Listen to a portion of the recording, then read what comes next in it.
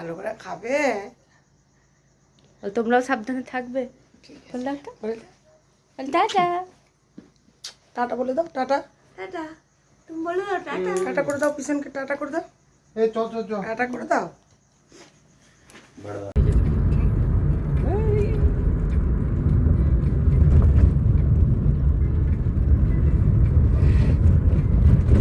Hello everyone, ভোরের আলো ফুটতে না ফুটতেই আমরা বেরিয়ে পড়েছি। আরে এই তো সবে 4টে বাজে, কি করে আলো দেখা যাবে? চারিদিক অন্ধকার, আর তারই মাঝে এই আমরা 4জন বেরিয়ে পড়লাম গ্রামের বাড়ি, মানে আমাদের পলাশির উদ্দেশ্যে। যারা বাঁকুড়ার দিকে থাকো তারা শাসপুর পলাশি অনেকই নাম শুনবে, ওখানেই আর কি আমাদের গ্রামের বাড়ি।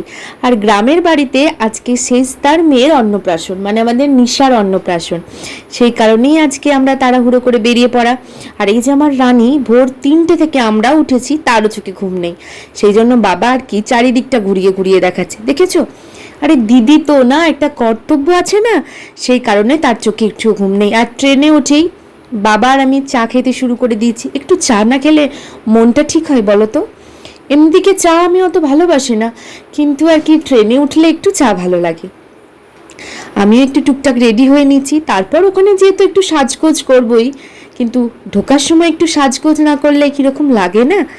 আর এইদিকে আমার রানী একদম ঘুমে চোখ ঢুলু ঢুলু, কিন্তু তবুও ঘুমাবে না, চোখ বড় বড় করে তাকিয়ে আছে, যাতে ঘুমিয়ে যদি পড়ি তাহলে আমি কিছু দেখতে পাবো না, সেই কারণে একটুও তার ঘুম নেই। আর বাবা সারা রাস্তা তার সঙ্গে এই আনন্দ করতে করতে যাচ্ছে আর সব কিছু বলতে বলতে যাচ্ছে, সেও তো ভীষণ মজায় আছে। তাই বাবাকে বললাম চলো তোমার একটা 4টে ছবি তুলেছি। আর ছবি তুলতে তুলতে দেখি ও মা, এদিকে তো সোনামুখী ঢুকবো, আর সোনামুখীতে দেখছি হালকা আলো দেখা যাচ্ছে। তখন বাবাকে বললাম দেখো বাবা, একটু একটু আলো দেখা যাচ্ছে। আর এই যে তোমাদের সঙ্গে কথা বলতে বলতে আমরাও নেমে পড়েছি শাসপুরে, কিন্তু কথাটা দেখলাম লেখা আছে সাহসপুর। চলো, তারপর মিষ্টির দোকানে মিষ্টি কিনে আমরা বাড়ির রাস্তা ধরে ফেললাম, পলাশির রাস্তা। আর পলাশিতে ঢুকেই দেখি আমাদের নিশার অন্নপ্রাশনের গেটটাও রেডি। দাঁড়াও, তার আগে ওগুলো তো সব পরে দেখো, তার আগে 2 বোনের কন্ড দেখো।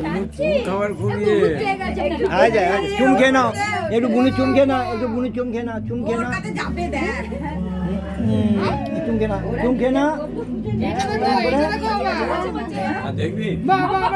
চলো তাহলে আজকের মিনি ব্লগ এখানেই শেষ করি, এর পরের পার্টে কি হয় না হয় সমস্তটাই তোমাদেরকে দেখাবো। চলো তাহলে টাটা, ভালো থাকবে।